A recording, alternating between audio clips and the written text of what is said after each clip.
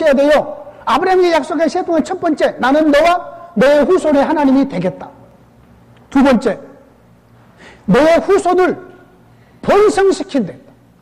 하늘의 별처럼 바닷가의 모래처럼 너의 후손을 크게 번성시켜 주겠다. 세 번째로, 가나안 땅을 주겠다. 언제 하나님이 아브라함에게 이 세 가지를 약속했냐고요? 12장, 15장, 17장 전부 다 찾아봐요. 찾아가지고 딱 요약하면은 이 세 가지 약속이에요. 이 세 가지 약속을 이루어가는 과정이 출애굽기, 민수기, 신명기, 여호수아, 사사기, 룻기, 사무엘, 상일. 다윗이 온전히 이스라엘의 통일 왕국의 왕이 되어서 이스라엘의 왕이 됐을 때에 이 아브라함에게 약속했던 세 가지가 완성되는 모습이에요. 그러므로 구약의 역사는 이 세 가지가 이루어가는 과정이에요.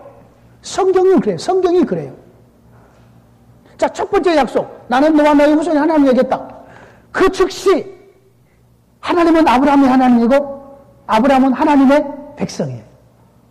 그 말씀한 그 즉시 아브라함의 아들 이삭이 태어나면 태어나자마자 하나님의 백성이고 하나님은 이삭의 하나님이셔요.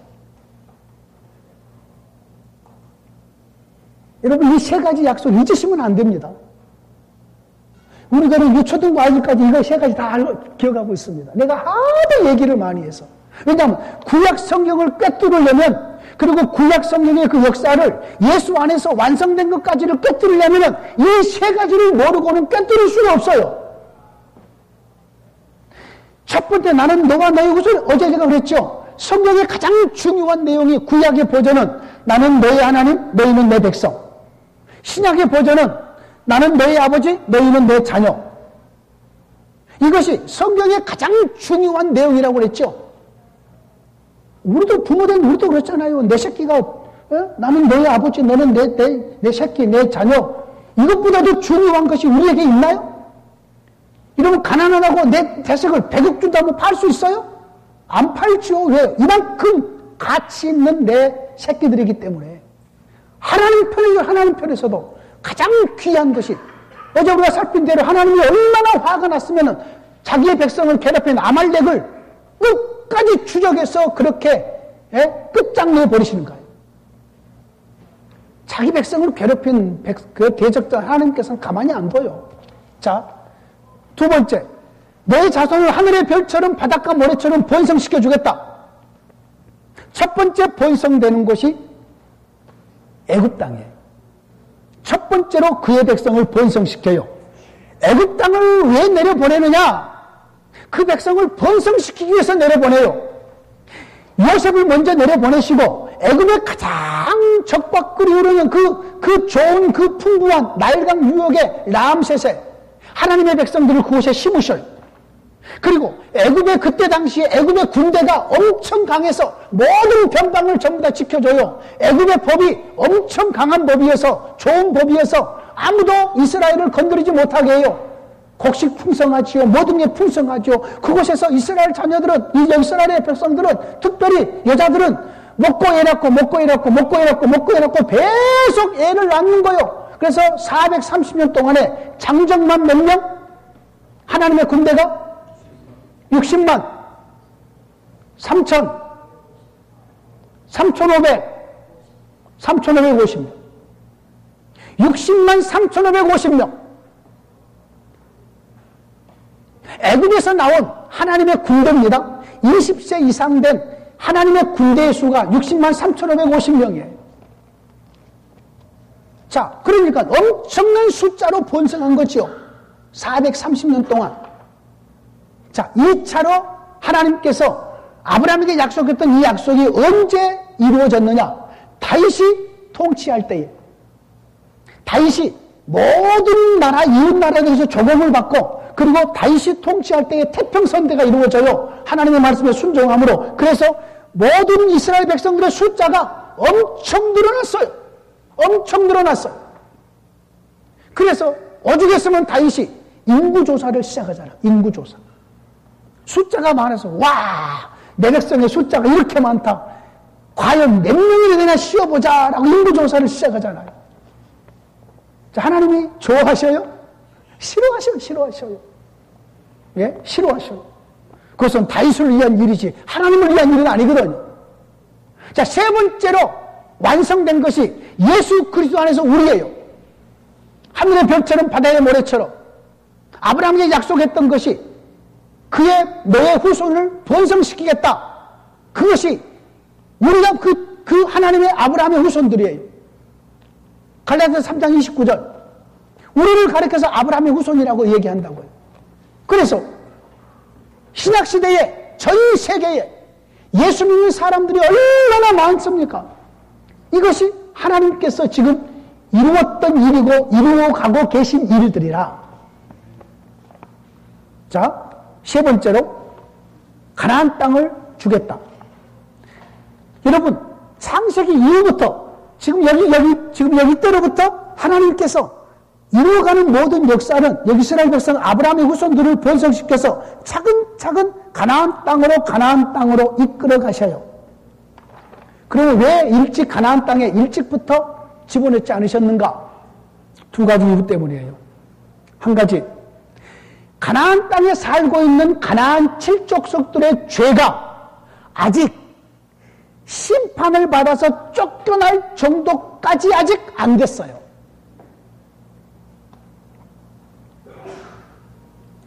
가나안 땅에 지금도 팔레스타인들, 여러분 팔레스타인, 여기 말은 블레셋, 이 말이 영어로 팔레스타인이라고 얘기한 거지요.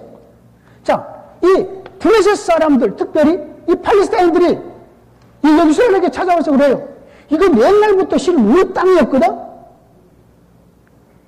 여호수아가 너희들 데리고 들어오기 전에 그 전부터 우리가 살던 땅인데 왜 너희들이 들어와가지고 우리를 쫓아냈느냐? 지금 그러면서 이 땅 우리가 원래는 주인이다. 지금 이거 주장하고 있는 것이에요. 중동의 사건, 이스라엘 중심으로 한 사건이요. 자, 첫 번째로 하나님은 어느 지역이든지 간에 죄를 지은 사람, 거기서 머물 수 없는 사람, 하나님께서는 뽑아서 던져버리셔요. 교회에서 악한 범죄를 계속하면은 하나님은 그 교회에서 뽑아서 던져버리셔요. 어느 마을에서 계속해서 죄를 범하면 하나님 뽑아서 던져버리셔요. 가나안 땅에 살고 있는 7족속들이 죄가 아직까지 이스라엘 백성들이 들어가서 쫓아내기 이전까지 아직 죄가 관영하지 않았다고 성경은 얘기해요. 두 번째, 지금 아브라함의 후손들의 숫자가 작아서 그 땅에 들어가서 그 땅을 개간하는데 들짐승과 왕벌과 이런 것들이 감당이 안 돼. 아직 감당이 아직 안 되는 거예요. 그래서 하나님께서는 430년이라는, 더 정확하게 430년 468년이라는, 정확하게 468년, 광야 기간이 38년이잖아요. 그렇죠? 광야가 38년, 애굽 땅에서 430년, 그러면 468년, 약 500년 동안을 하나님께서 기다리시는 거죠. 500년 동안. 자, 아브라함에게 약속했던 세 가지 꼭 기억해 놓으십시오. 이 세 가지를 이루는 것이 구약의 역사예요. 구약의 역사.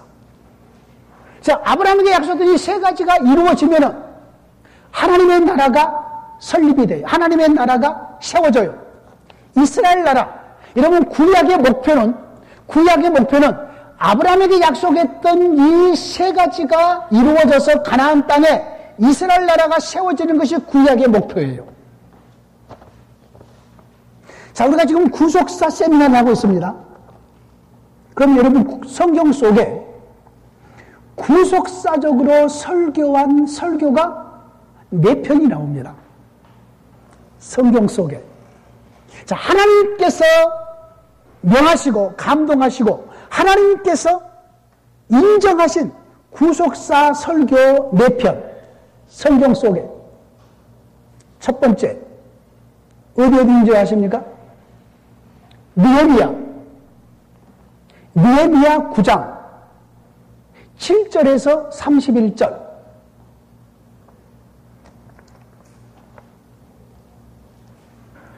느헤미야가 돌아와서 설교를 합니다. 언제부터 설교를 어디부터 시작하냐면은 아브라함으로부터 시작합니다.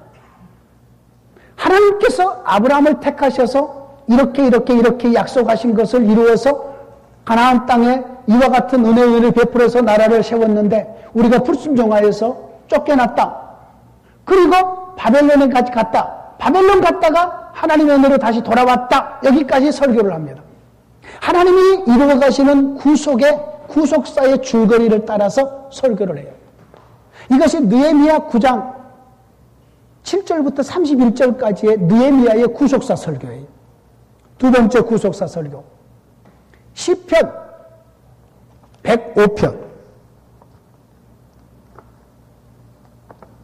시편 105편에 여기도 구속사 설교가 나오는데 아브라함부터 여기도 아브라함부터 시작을 해서 언제까지의 구속사의 줄거리를 얘기를 하느냐. 시편 105편에서 여호수아가 이스라엘 나라 백성들에게 땅을 전부 다 나누어 주고 전쟁을 마칠 때까지 여호수아 24장까지의 내용을 구속사 설교를 해요. 구속사 내용을 쭉 나열해요. 시편 105편에. 자, 신약으로 넘어오죠. 신약으로 넘어오면 좀 더 넓어지겠죠. 역사가 더 진행이 되기 때문에. 자, 사도행전 7장 1절부터 53절까지. 여기 때도 아브라함부터 시작합니다. 구속사 설교로. 아브라함부터 시작을 해요. 아브라함부터 시작을 해서 언제까지의 사건을 얘기하냐면은 솔로몬 왕이 다스릴 때까지 쭉 구약을 이야기하면서 그러고 나서는 곧바로 예수 그리스도를 소개해버립니다. 자, 지금 내가 구속사 설교 3가지 얘기했습니다. 또 한 가지, 사도행전 13장 16절에서 41절까지 바울이 구속사 설교를 합니다.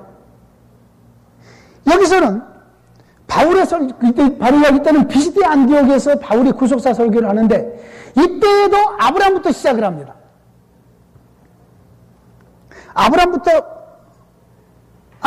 바로 여기 때는 다윗부터 시작하는군요.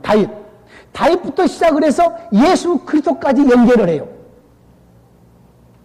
자, 성경에 이 4번의 구속사 설교가 나옵니다. 구속사 설교. 자, 이 구속사 설교의 핵심적인 것은 하나님께서 예수 그리스도를 목표로 하시고 구약을, 역사를 진행해 오셨다는 이것을 얘기를 해요. 자, 그래서 지금 이 아브라함에게 약속한 이 시대를 가리켜서 족장시대의 하나님과의 동행입니다. 여러분, 이거 전부 다 애워버리셔야 됩니다. 자, 지금 2번째까지 했습니다. 약속된 하나님의 나라. 하나님의 나라가 죄악으로 말미암아서 망가졌을 때에 우리 주님께서 신실하셔서 이제 자신의 나라를 아브라함에게, 처음에 아담에게, 그리고 노아에게, 아브라함에게 약속을 합니다. 자, 수립된 하나님의 나라가 창세기 1장, 2장이라면은, 타락 이전까지라면은, 창세기 3장 타락 이후부터 약속된 하나님의 나라는 어디까지냐면은, 모세 이전까지입니다. 모세 이전까지. 자, 그러고 나서 3번째, 조직된 하나님의 나라입니다. 조직된 하나님의 나라. 자, 약속된 이 하나님의 나라를 하나님께서 아브라함에게 3가지를 약속을 해서 이제는 그 백성들을 번성시키셔서 이스라엘 하나님이 되셔서 그리고 그들을 이제 출애굽시킵니다. 출애굽. 자, 약속된 하나님의 나라에서 한 가지만 더 하고 넘어가지요. 아브라함과 이삭과 야곱이 약속된 하나님의 나라의 핵심적인 인물입니다. 아브라함에게 주어지는 사명이 다르고 이삭에게 주어지는 사명이 다르고 야곱에게 주어지는 사명이 달라요. 똑같은 사명이 아니에요. 우리에게 주어진 사명도 다릅니다. 시대적이라 하기 때문에. 자, 아브라함에게 주어지는 사명이 뭐냐면은 갈대아 우르에서 가나안 땅으로 들어와요. 그리고 하나님의 약속을 처음에 받아요.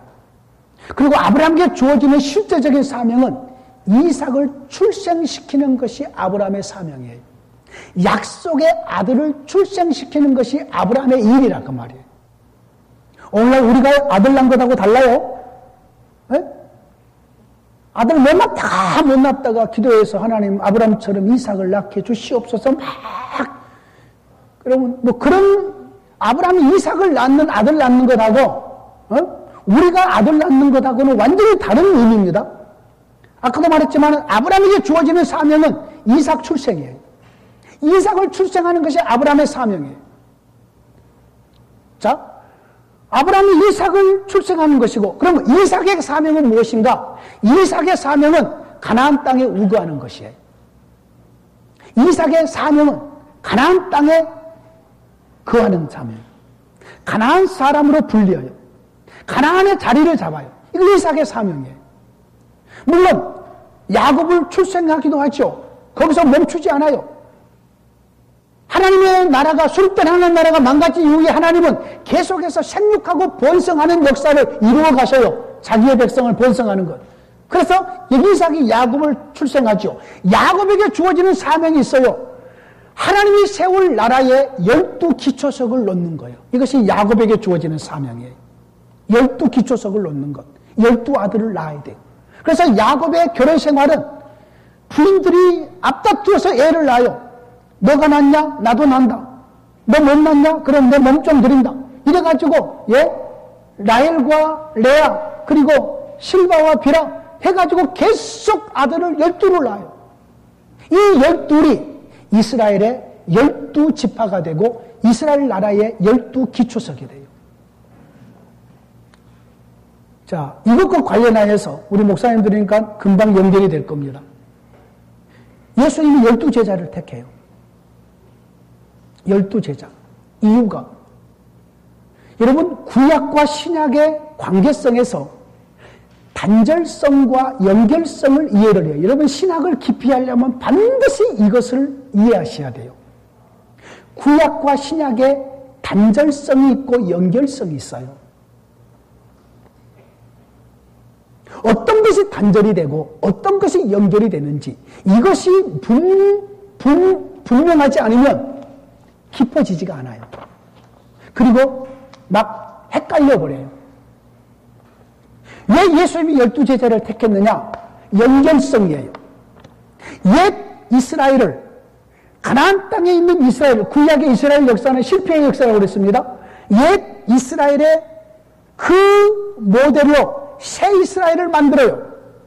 그래서 12이에요. 12 위에 이스라엘 나라를 세웠던 것처럼 12기초석 위에 이스라엘 나라를 세워요. 자, 12기초석, 구약의 12기초석이 사탄이 이스라엘 되지 못하도록 사사시대에 무너뜨려 버리려는 지파가 있죠. 사사시대에 어떤 지파죠? 예? 단지파인가요? 베냐민 지파. 베냐민 지파가 씨를 말려버릴 상황이 주어지죠. 그렇죠? 자, 사단이 하나님의 12지파 위에 이스라엘을 세우려고 그러는데 사단의 세력이 베냐민 지파 하나를 없애버리면 이스라엘 나라를 세우는데 문제가 생기잖아요. 기초석 하나가 없어져 버립니다. 그래서 이거는 구속사에 연결하는 상당히 중요한 시각입니다. 그래서 하나님께서는 온 이스라엘을 동원을 해서 베냐민 지파를 회복시켜요. 그리고 이 12지파 위에 하나님께서는 든든한 가나안의 이스라엘 나라를 든든히 세워가요. 자, 예수님의 12지파 중에서 이제 단절되는 것 이것입니다. 옛날에 12지파는 야곱의 12아들에서 지파를 세웠어요. 근데 새로운 예수님의 12는 각 지파에서 한 명씩 택한 것이 아니에요. 하나님께서 특별하게 부름받아서 루벤 지파, 베냐민 지파, 갓 지파, 아셀 지파를 세운 게 아니고 그냥 하나님께서 사랑하는 자들, 택한 자들을 하나님이 불러서 12지파를 세워요. 이것은 새 시대의 교회의 새로운 이스라엘의 기초석이에요. 이건 무엇을 의미하느냐? 이제는 더 이상 아브라함의 후손이 아닌 이제는 이방까지 이 기초석 위에 교회를 세우겠다는 거예요. 그런데 보십시오. 이 12 새로운 기초석 위에 세우려고 새 이스라엘을 교회를 세우려고 하는데 사탄이 하나를 무너뜨려 버리죠. 누구지요? 가룟 유다잖아요. 사탄이 무너뜨려 버려요. 가룟 유다. 자, 사도행전으로 넘어갑니다. 교회가 세워져야 되는데 하나 기초석이 무너져 버렸어요. 그러니까 하나님께서 무슨 일을 행하시죠? 무너져버린 기초석을 회복하죠. 마띠아를 회복해서 무너져버린 12개 중에서 무너져버린 하나를 세운단 말이에요. 세워놓고 나니까 성령님이 임재하셔서 교회가 만들어지는 거예요. 이해가 되신가요? 그래서 사도행전 1장에 사도 한 명의 보선을 한 것이 기록이 되고 이어서 사도행전 2장에 성령 하나님이 강림하셔서 교회가 신약의 첫 교회가 세워지는 거예요. 구속사의 상당히 중요한 흐름이에요. 이해가 되신가요? 예, 상당히 중요한 부분입니다. 그래서 12의 기초석을 사도행전 1장에서 새로운 사도로 보선을 한 거지요. 그래서 12기초석이 딱 완결되니까 사도행전 2장에 하나님의 성령이 임재하셔서 예루살렘 교회, 마가의 다락방의 교회가 드디어 신약의 첫 교회가 새로운 이스라엘. 여러분, 교회는 새 이스라엘입니다. 옛 이스라엘이 무너져버리고 이제는 새로운 이스라엘, 교회가 세워진 거예요. 자, 조직된 하나님의 나라. 이제 아브라함에게 약속했던 그 세 가지가 이제 점점 이루어지는 과정에서 먼저 애굽에서 이끌고 나와가지고 시내산에 도착해서 그의 백성을 전부 다 목욕시켜요. 시내산에서 전부 다 목욕시키고 전부 다 빨게 만들어요. 전부 다 옷도 빨고 다 빨고서 목욕시켜서 그리고 이스라엘을 온 이스라엘을 하나님께서 드디어 나라로 조직을 해요. 시내산에서. 그래서 성경의 가장 모체 구약이나 신약이나 모체는 시내산이에요. 어제 제가 창세기에 대해서 잠깐 얘기했잖아요. 성경을 이해하는 모든 언어 모세 언어예요. 성경을 이루어가는 모든 제도 전부 모세의 제도예요. 그래서 구약 성경이나 신약 성경이나 모세의 언어로 읽어야 되고 모세의 제도로 이해를 해야 돼요. 예수님의 십자가의 죽으심, 하나님이 모세에게 주신 율법의 제물로 돌아가심이잖아요. 전부 다 모세 언어예요. 그 시나이 산에서 하나님의 나라로 조직이 돼요. 조직된 하나님의 나라예요. 조직된 하나님의 나라. 상당히 중요한 것이에요. 여기서 모든 것이 시작이 된다니까요. 창세기도 여기서 기록이 돼요. 자, 여러분 창세기, 출애굽기, 레위기, 민수기 우리 성경에는 그렇게 나와 있죠. 창세기라고.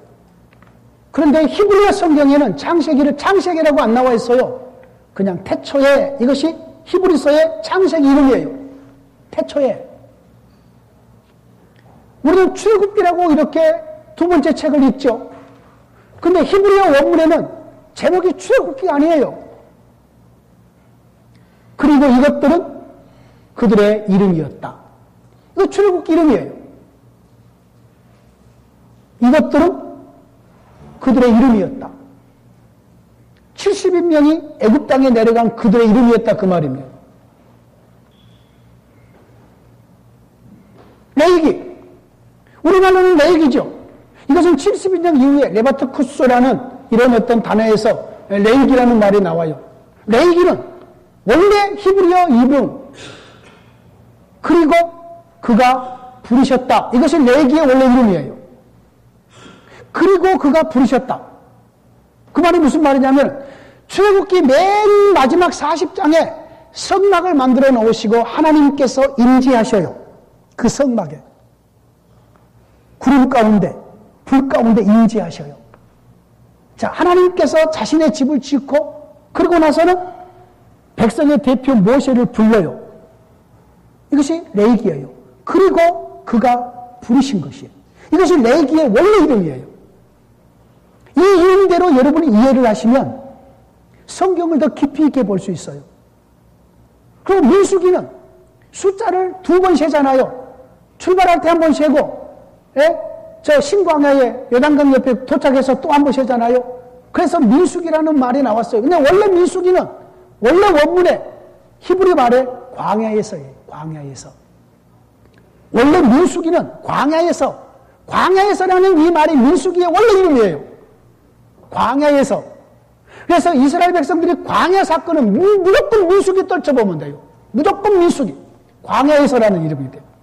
광야 38년은 전부 다 민수기 속에 들어있어요. 민수기 속에. 이제 시내산에서 언약을 맺고 나서 출발해요. 숫자 세고 나서 소풍 가기 전에 숫자 세잖아요. 도착해가지고 숫자 세잖아요. 그래서 숫자를 센다는 개념에서 민수기라는 이름은 뒤에 71인역 만들 때에 그때 붙인 것이고 원래 히브리어 원문에 성경에 민수기는 광야에서예요. 그리고 신명기는 때발림이라는 히브리 말인데 이것은 말씀들이라는 뜻이에요. 말씀들. 이것이 모세 오경에 대한 히브리의 원 이름들이에요. 우리는 지금 뒤에 번역에서 이름들을 조금 바꾸니까 성경의 줄거리가 잘 안 맞아가요. 그런데 원래 이름들을 기억하고 있으면 성경을 더 깊이 있게 볼 수 있어요. 자, 시내산에서 하나님의 나라로 조직을 해요. 여기서부터 드디어 이스라엘 나라로 불러요. 이전까지는 이스라엘 나라가 아니었어요. 애굽에 있을 때도 이스라엘 나라가 아니었어요. 그런데 여기서 이스라엘 나라로 불러요. 이스라엘 나라로 하나님께서 조직을 해요. 18장에서 1000부장, 100부장, 50부장, 10부장을 거기서 조직을 하고 그리고 19장에서 드디어 1절부터 6절까지 하나님께서 언약의 소론적인 말씀을 주셔요. 너희는 내 백성이라 온 세상의 제사장 나라가 되겠다. 거룩한 내 백성이 되겠다 하면서 거기서 내 소유가 되겠다. 그러면서 이스라엘로 불러요. 19장에 이스라엘로 불러놓고 드디어 그 나라의 헌법을 주셔요. 그래서 출애굽기 20장에 십계명이 나오는 거예요. 십계명이. 성경에 십계명이 2군데 나와요. 출애굽기 20장 또 어디에 나오죠? 신명기 5장에 나와요. 이 신명기 5장은 신명기의 말씀은 어디서 주신 말씀이냐면은 이스라엘 백성이 신광야 그 광야 38년을 끝내고 이제 요단강만 건너면 가나안 땅에 들어가요. 여기에 모여서 모세가 마지막 죽기 전에 이전에 하나님께서 인도했다는 모든 것들을 회상하면서 지금 여기에서 모여있는 이 이스라엘은 출애굽한 백성이 아니에요. 광야에서 태어나서 새로 자란 백성이에요. 그래서 이들에게 출애굽을 경험하지 않는 이들에게 홍해도 알지 못한 그들에게 과거의 사건을 알지 못한 새로운 이스라엘에게 모세가 과거를 회상하면서 하나님의 말씀의 인도하심을 다시 한번 말해주는 것이 신명기예요.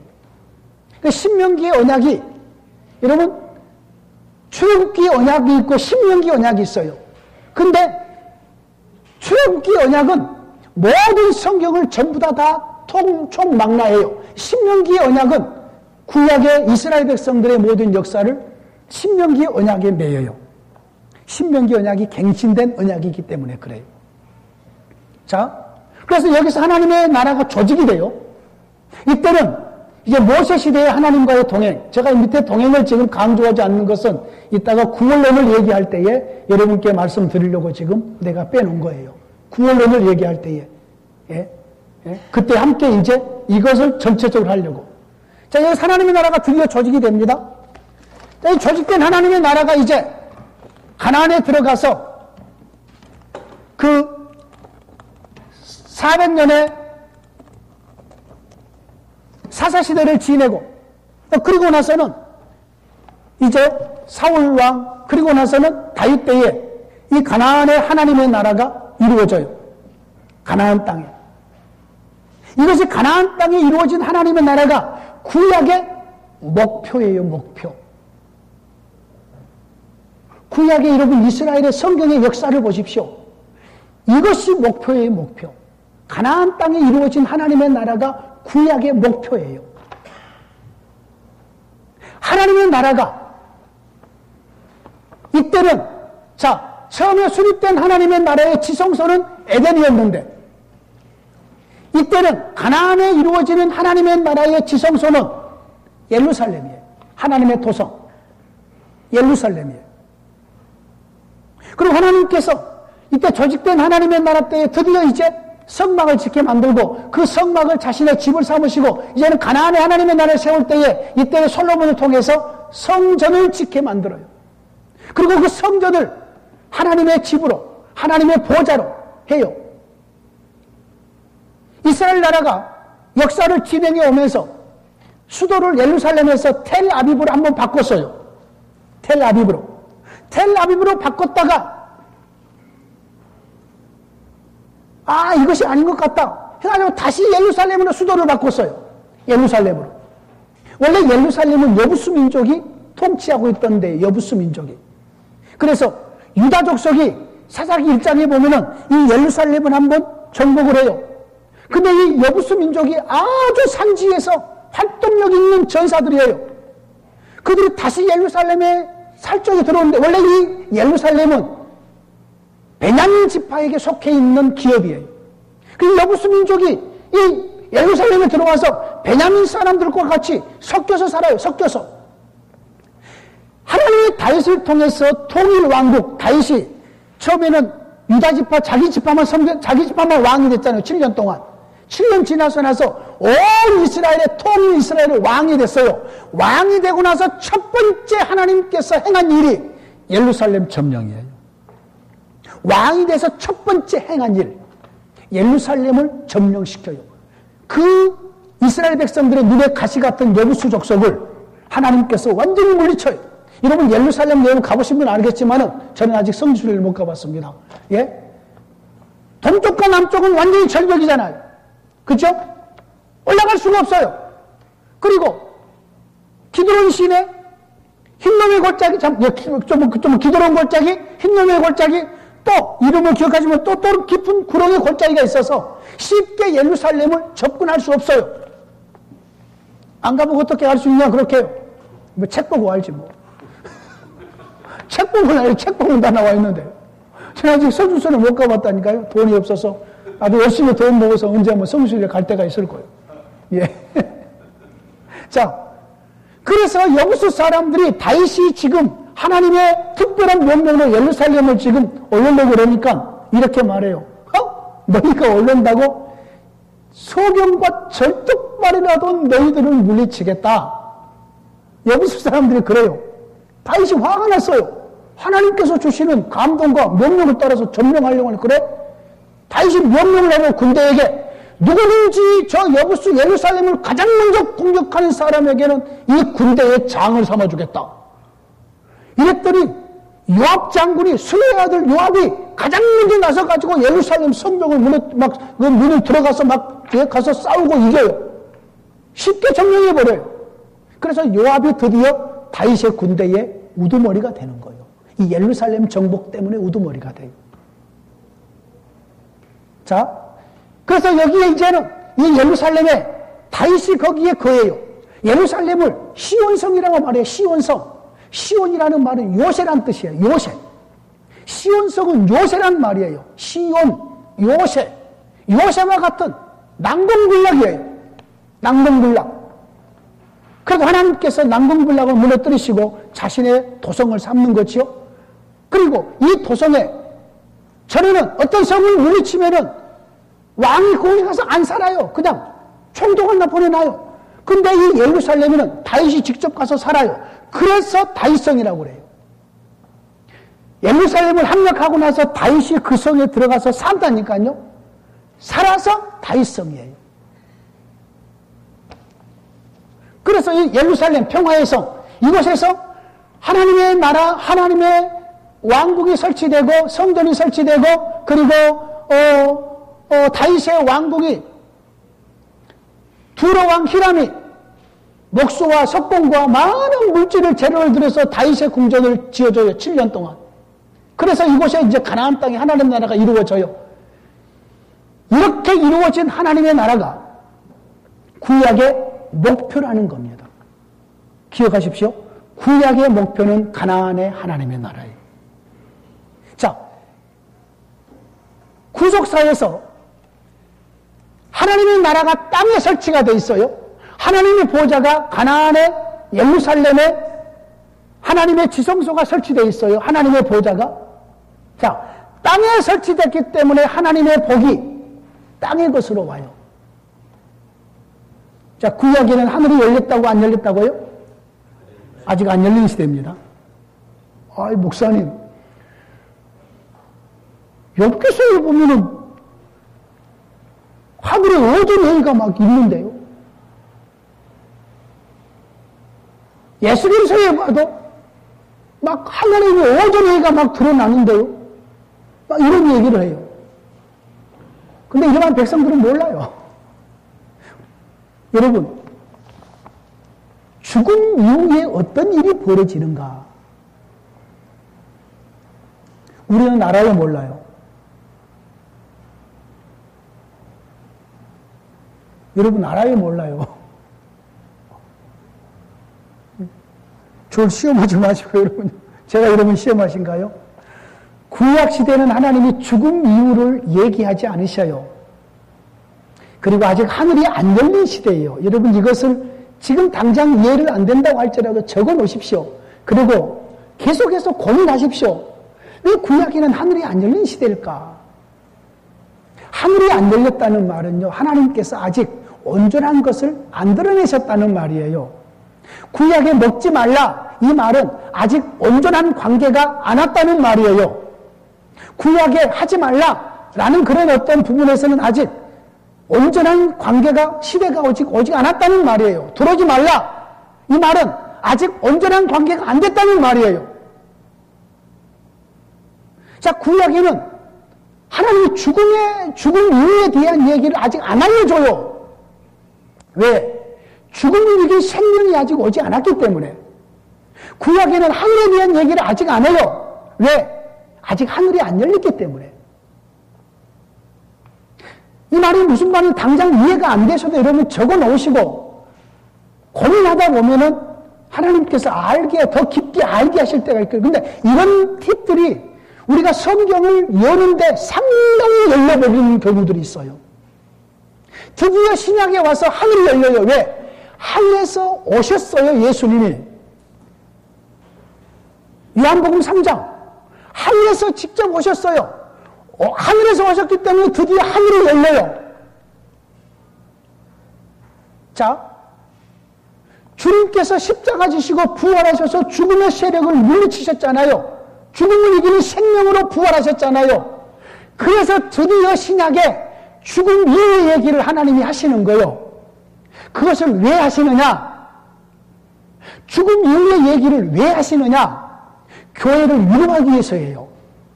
알게 하기 위해서 한 것이 아니라 교회를 위로해요. 주님께서 부활하셔서 능력으로 계시는데 교회가 핍박을 받아서 사도도 죽고 집사도 죽고 죽음이 막 찾아와요. 그러니까 신약의 교회가 답답할 일이죠.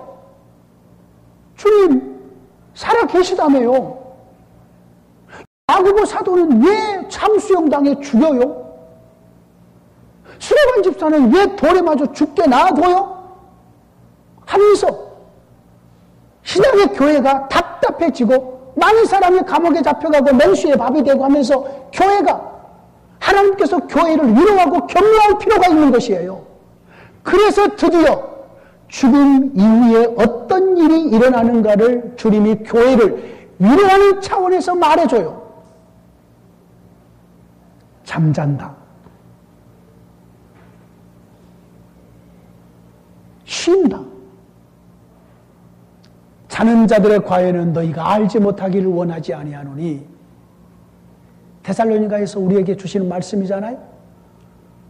요한계시록 14장 13절 말씀에서 자금 이후로 주 안에서 죽는 자들은 복되도다 하시니 성령이 그러시되 그러하시도다. 저희의 수고를 그치고 쉬리니, 수고를 그치고 쉬리니. 전부 다 잠잔다, 쉰다 이렇게 얘기하다가 주님께서 재림하실 때 천사장 소리로 호련히 나팔 불며 재림하실 때에 우리 살아있는 자들도 잠자는 자들보다 앞서지 못한다. 먼저 죽은 자들이 먼저 일어나고 우리 살아있는 자들도 그 뒤를 따른다. 이 말을 왜 하느냐? 교회를 위로하기 위해서예요. 부활의 생명이 왔음에도 불구하고 하나님의 교회가 계속해서 세상 권력, 주님이 왕 되심을 알지 못한, 주님의 능력을 알지 못하는 이 세상의 권력에 의해서 자꾸 괴로움을 당하고 감옥에 갇히고 짐승의 밥이 되고 불에 타 죽고 칼에 참수형을 당하거든요. 그래서 주님께서 위로하셔요. 육신의 죽음, 담대하게 죽어도 괜찮다. 스데반이 죽을 때 우리 주님께서 스데반에게 눈을 열어서 보여주시는 거지요. 하나님 보좌 우편에서 일어서서 스데반을 맞이하는 모습을 보여주는 거지요. 여러분, 죽을 상황이 되면은 담대하게 죽으십시오. 괜찮습니다. 예. 제가 우리 성도들 그래요. 우리 권사님이 내 방에다가, 내 집에다가 이 안마의자에 다리부터 주무르는 걸 하나 갖다 넣어놔뒀어요. 우리 성도들 그래요. 여기서 내가 힘들게 일하고 싶겠냐? 안마의자에 앉아서 안마하고 싶겠냐? 여러분이라면 뭐 하고 싶겠어요? 일하고 싶겠어요? 아니죠. 평일날때는 작업복 입고요, 일해요, 모자 쓰고요.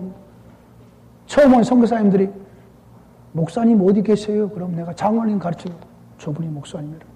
그럼 그분이 가서 목사님 안녕하십니까? 그럼 우리 장로님이 저 사람은 목사님, 나 목사 아니에요. 그렇게 저는 작업복 입고 일해요. 평일날이에요.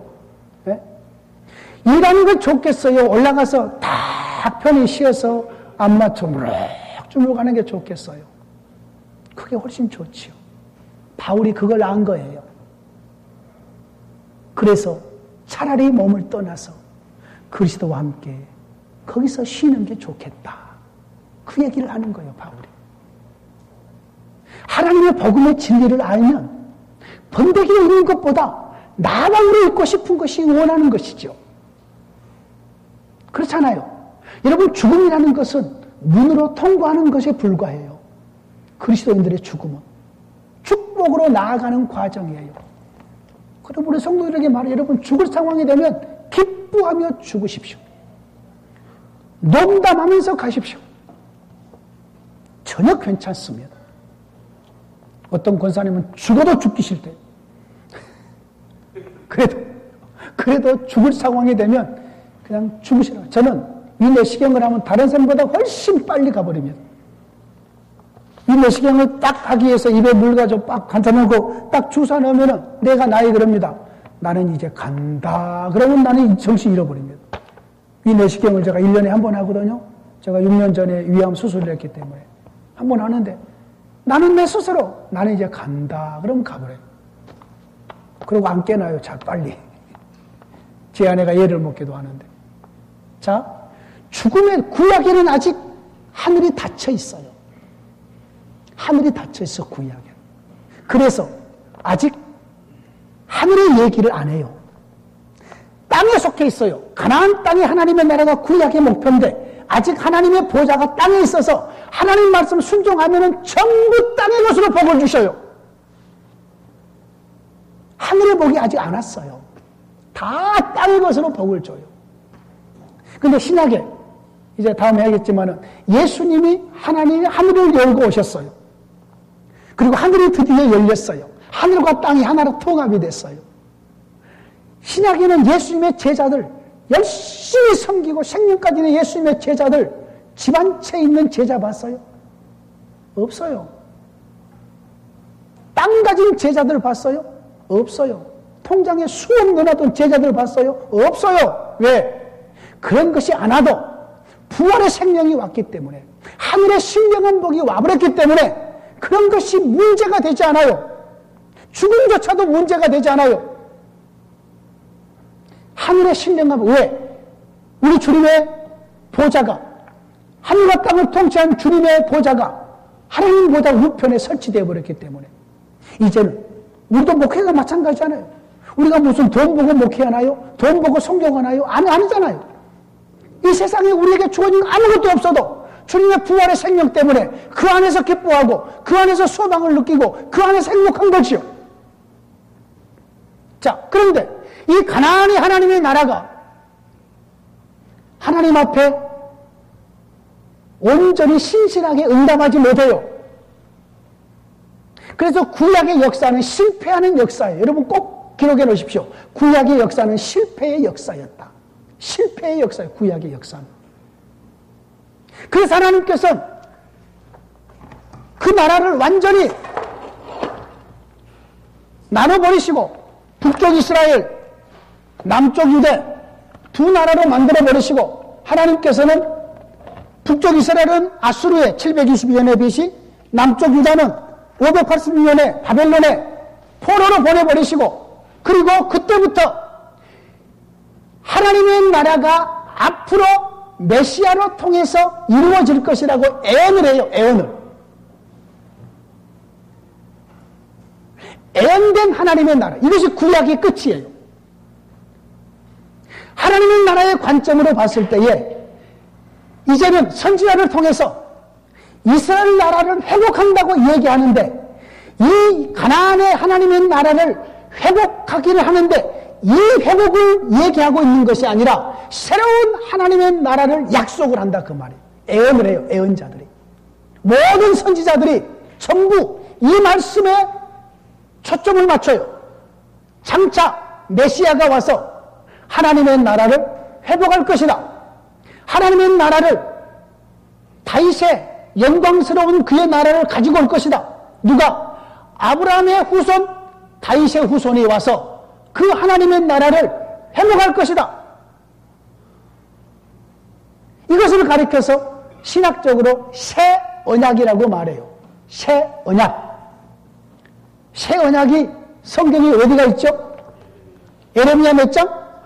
31장 31절부터 보면은 새 언약에 대한 얘기를 해요. 내가 너희를 애굽 땅에서 손을 잡고 왔을 때에 내가 너희들의 남편이 되어서도 너희가 내 언약을 버렸다. 그러나 내가 이제 새 언약을 맺겠다. 새 언약을 맺을 이때는 모든 사람이 어린아이부터 어른까지 전부 다 나를 알 것이고 그들이 다 내 백성이 될 것이다. 그러면서 새 언약을 애언해요. 그래서 이 새 언약을 애언하고 구약이 맞춰요.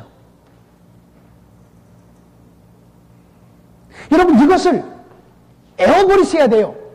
수립된 하나님의 나라, 약속된 하나님의 나라, 조직된 하나님의 나라, 가나안의 하나님의 나라, 애언된 하나님의 나라, 이것이 구약 39권에 대한 전체적인 이야기예요. 여러분 구약을 읽으실 때에, 그리고 이왕의 구속사의 맥을 흐를 때에 12권을 먼저 읽으셔야 돼요. 역사가 진행되는 12권을 먼저 읽으셔야 돼요. 그러지 않으면 구약 성경이 뒤죽박죽이 돼요. 첫 번째, 창세기 읽으셔야 돼요.